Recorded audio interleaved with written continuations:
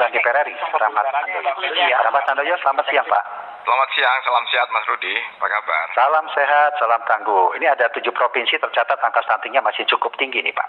Gimana nih Pak DPR menyikapi hal jadi ini menjadi perhatian serius dari kita semua ya, apalagi ini menjadi prioritas programnya Pak Presiden ya, karena ini menjadi prioritas karena memang stunting menjadi concern dan beresiko, apalagi anak-anak yang terkena stunting itu adalah banyak resikonya ya.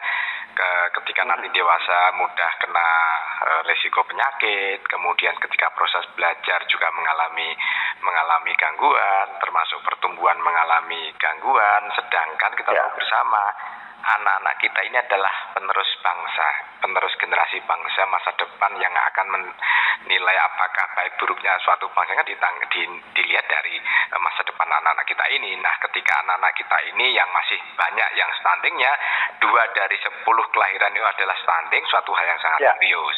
Untuk itu saya kira termasuk menjadi program yang sangat harus selesai karena saat ini masih sekitar 22%, target Bapak Presiden kan 2014 sampai 14%. Ini butuh kerja keras dan butuh effort yang luar biasa. Tidak mudah, tetapi kalau kita berkolaborasi kerjasama, yakinlah kita akan bisa. Terutama untuk provinsi-provinsi yang disebutkan tadi masih stuntingnya tinggi, rawan sekali. Nah, untuk itu saya kira pemerintah daerah, kemudian tokoh-tokoh masyarakat mengidentifikasi bagaimana terhindar dan menganalisa dan kemudian menjadikan solusi bagaimana keluar dari stunting. Banyak faktor yang menyebabkan stunting itu, Mas Rudi. Ya, tapi kalau DPR melihat itu sudah seiring belum sih Pak kebijakan di daerah dengan apa yang menjadi program nasional kita menurunkan angka stunting di 2024 itu menjadi 14% tadi Pak? Gimana? Ya, saya kira program pemerintah pusat sampai desa, bahkan pemerintahan desa ya sudah sangat disinergikan.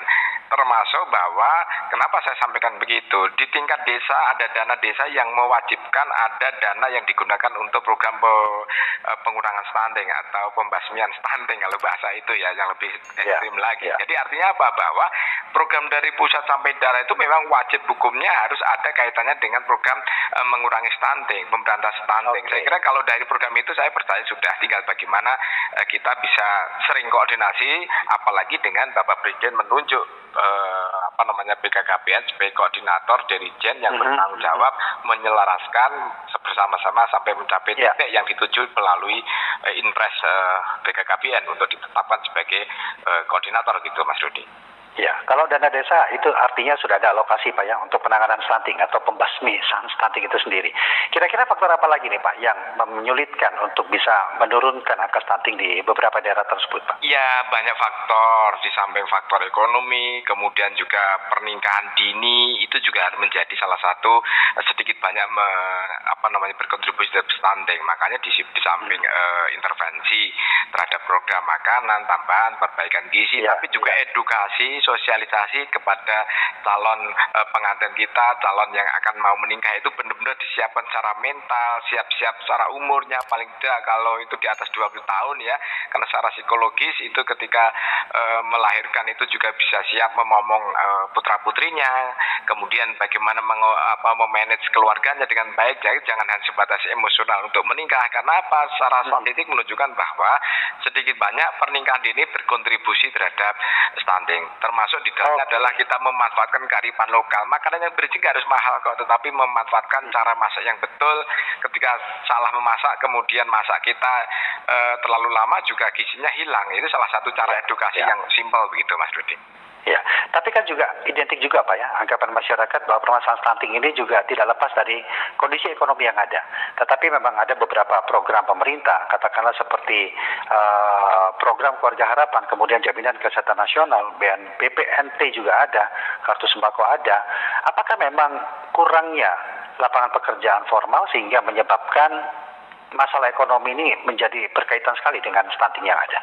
Iya, saya katakan tadi ya bahwa penyebab stunting itu banyak ya. Tapi memang betul bahwa ekonomi menjadi salah satu faktor pemicu untuk berkontribusi terhadap naiknya atau tingginya stunting kita. Tetapi ingat loh ya, warga kita yang ekonominya cukup ternyata ada juga yang terdampak stunting. Artinya pola makan, kemudian cara memasak juga, termasuk adalah kalau ternyata ada warga kita yang kurang mampu, kan ada program intervensi, ada perbaikan gizi, intervensi pemberian gizi.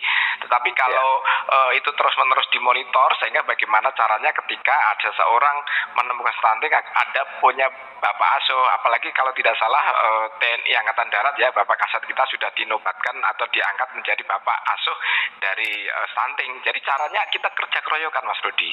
Tidak cuma pemerintah, tapi juga instansi militer, kemudian kepolisian. Ketika ada yang menemukan stunting, bagaimana kita kerja keroyokan agar kita itu bisa mengangkat, bisa keluar dari stunting itu. Memang betul sekali, memang ekonomi menjadi satu faktor penggerak untuk naikkan stunting, tapi tidak semuanya pada faktor ekonomi. Tetapi ada banyak cara yang untuk kita terhindar dari stunting, begitu Mas Rudi.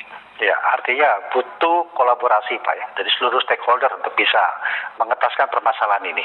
Tetapi kalau dari pemahaman masyarakatnya sendiri Pak, masyarakat kita, apakah sudah memahami untuk bagaimana sih dari awal mereka bisa paling tidak meminimalisir resiko stunting itu sendiri? Edukasinya bagaimana DPR melihat selama ini Pak? Jadi stunting itu kan bagaimana kita terhindar stunting itu dari 1000 hari kehidupan ya, mulai dari lahir, dari janin, dari ibu hamil sampai melahirkan ya. Artinya memang edukasi bagaimana untuk memberi asupan gizi yang berimbang pada saat 1000 hari kehidupan pertama ya, waktu mengandung, kemudian pasca melahirkan, bagaimana ASI itu menjadi eksklusif. Makanya termasuk Ibu Ketua DPR menginginkan adanya 6 bulan untuk istirahat kerja ketika ibu melahirkan, itu dalam rangka untuk melindungi bahwa anak-anak kita itu terhindar dari stunting.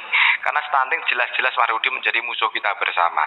Untuk itu saya kira butuh edukasi, butuh sosialisasi. Begini loh hidup ketika terhindar dari stunting. Jadi hal yang sangat sederhana tapi bisa dipahami, mudah dipahami.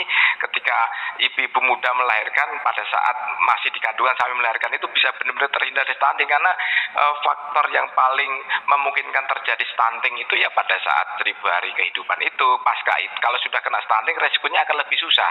Tapi ketika kita tahu, ibu-ibu yang akan melahirkan tahu bahwa resiko stunting adalah begini, akibat stunting begini, sehingga kita bisa lebih prepare untuk terhindar dari stunting. Jadi memang benar bahwa kita tidak hanya satu pihak, tapi seluruh pihak juga, stakeholder yang lain, tokoh masyarakat. Ayo kita kerja keroyokan, termasuk dana desa pun kita memberikan intervensi untuk program stunting, termasuk mengedukasi. Jangan salah loh, edukasi suatu hal yang sangat krusial ya. Hal yang sepele, bagaimana ketika merawat ibu hamil pasca melahirkan, itu juga sebuah edukasi, bukan semata-mata soal ekonomi semata Mas Budi. Jadi banyak multidimensi terhadap stunting ini begitu. Ya, multifaktor, kemudian harus juga ditangani dengan kolaborasi yang maksimal ini Pak ya. Betul, untuk benar-benar bisa mencapai angka target yang telah ditentukan di 2024 nanti. Mudah-mudahan ini bisa tercapai. Pak Rahmat Handoyo, terima kasih banyak ya Pak ya sudah meluangkan waktu. Mudah-mudahan hari ini 2024 kita bisa sesuai dengan target, sehingga penerus masa depan dari anak-anak kita bisa sesuai dengan keinginan kita bersama Mas Budi. Salam sehat Mas Budi. Salam sehat, salam tangguh Pak Rahmat Handoyo.